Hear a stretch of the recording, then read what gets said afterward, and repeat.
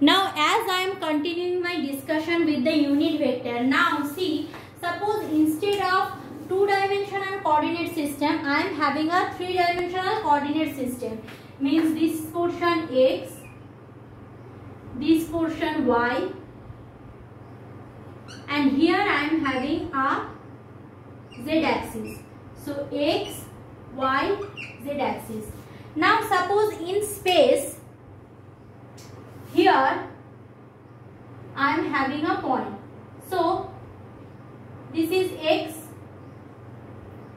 this is y, clear, and from here three-dimensionally think this will be the z. So if in case of three-dimensional coordinate system I want to take this r, here I am having x component, y component as well as z component, three-dimensional coordinate system. So r will be written as xi cap plus yj cap plus zk cap, xi cap plus yj cap plus zk cap, clear? So for three-dimensional coordinate system, for the same unit vector, I can write down that r equal to xi cap plus yj cap plus zk cap, clear? So this is the three-dimensional coordinate system. This is the three-dimensional coordinate system.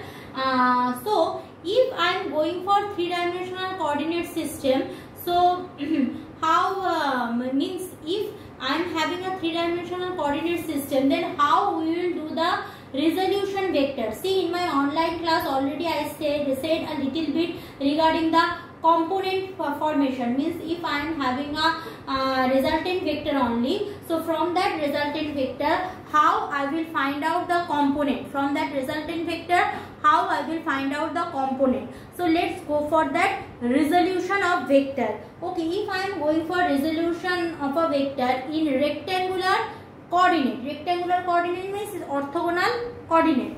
So if I am going for resolution of a vector,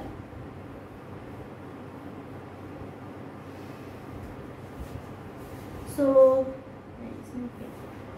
resolution of a vector. So suppose I am having a xy coordinate system, x and this part y, xy coordinate system, clear?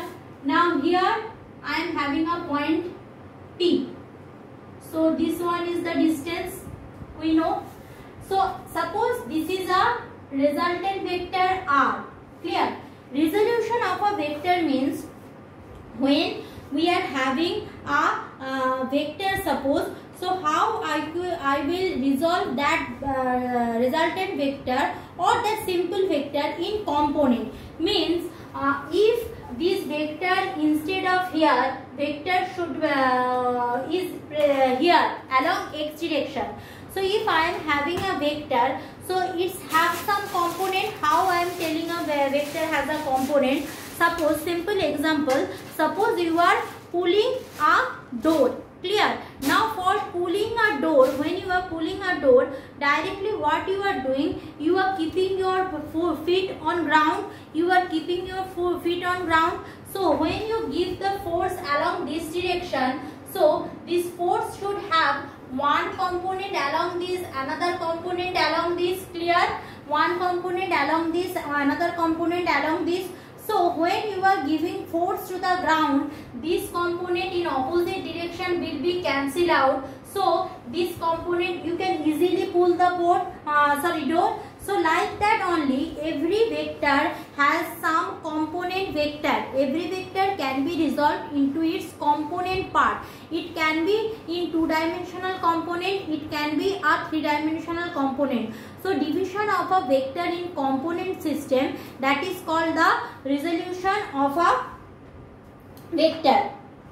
So resolution of a vector, I can say, is just the opposite of vector addition. In vector addition, what I am doing in vector addition, I am having two vectors, then I am adding by different method and I am getting resultant.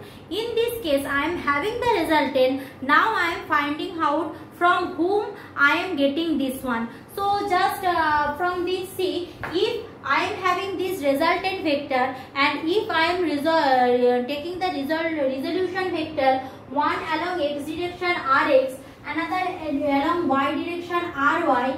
So this rx and ry, if I taking my vector algebra by parallelogram law or by triangular law, again I will return to my resultant vector r. Again I will return to the resultant vector r. So already I have the concept of what? Concept of that I cap and x cap. Already I am having the component of I cap and x cap, means along x I am having unit vector I cap, along y I am having unit vector j cap. Clear?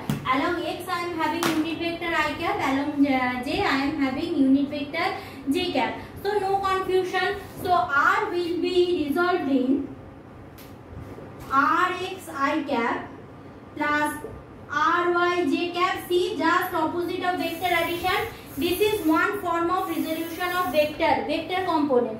Now if suppose that r is making an angle theta with the positive x axis, r is making an angle theta with the positive x axis. So if r is doing so, what is the magnitude of rx? Magnitude of rx is what? As I said earlier. So if I draw a perpendicular over here, so this is what? This much is rx. This much is rx. Clear? This is the theta. Clear? So this is the what? This is base. This is hypotenuse. Clear? So rx will be what? R of cos theta. So this one will be what? R of cos theta.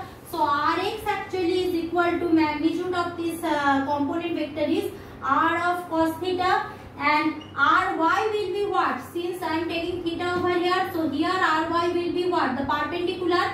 So ry will be equal to r of sin theta. So as well as I am talking about that component vector, and how I am resolving the one vector in resolution vector formula.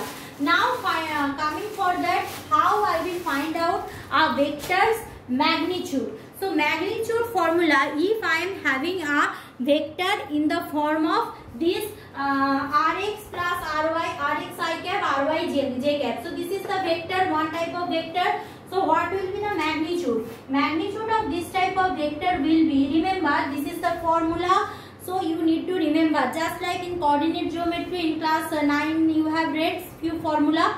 So like that here we are having root under rx square plus ry square. Root under rx square plus ry square. What is the theta? Means the angle between r and that a positive x axis.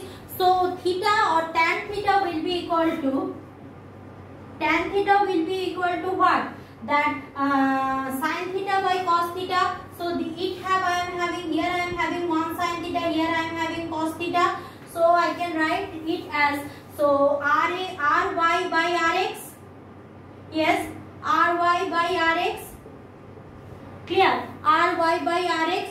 So theta equal to, angle is theta equal to tan of inverse. Now what is inverse? I am telling, just wait. So tan inverse ry by rx. See, those who are having mathematics in their combination in trigonometry, you will do that inverse. This is called inverse. Now what is inverse? In a simple word I am telling, inverse is something, suppose I am having a trigonometrical function. So sin theta is equal to half. Clear? Sin theta is equal to half. Now directly I need theta. So what I will do? Theta will be equal to sin inverse of half. See in your calculator, those who are having that, what does the meaning of inverse? You ask your math man, because with this small time interval it is unable for me to justify this inverse and all those things. So in your calculator, scientific calculator, can you see it properly? this is the scientific calculator. In this scientific calculator, you are having inverse function. Inverse function means if you are utilizing that inverse function, see everywhere in this green white letter here, now with that yellow letter you can get that inverse sign. Clear? So by the utilizing that, you can easily find out that sine inverse of half. Sine inverse of half means you will get your data. Tan inverse, so tan theta is like this. So tan inverse of this means Ry by Rx. Clear? Now what physically inverse means, that is the part of discussion for 15 to 6 minutes. So in physics class I can't do that. Better you ask one question in class during the Mithu ma'am's class or Kueli ma'am class. What does the meaning of inverse? So this is the theta angle of the positive x component resultant with the positive x axis. Clear? So if I am doing the same for 3-dimensional coordinate system, this is for 2-dimensional coordinate system. If I am having a 3-dimensional coordinate system, that time resultant R will be equal to Rx I cap plus Ry j cap plus Rz k cap. This will be the 3-component system. So obviously that time R magnitude of R will be equal to root under Rx square plus Ry square plus Rz square. Simple thing. So that's all for this class. In my online class I will continue the next part, and this is my earnest request, please go to the description box for the notes which we had discussed in my previous online class. Thank you.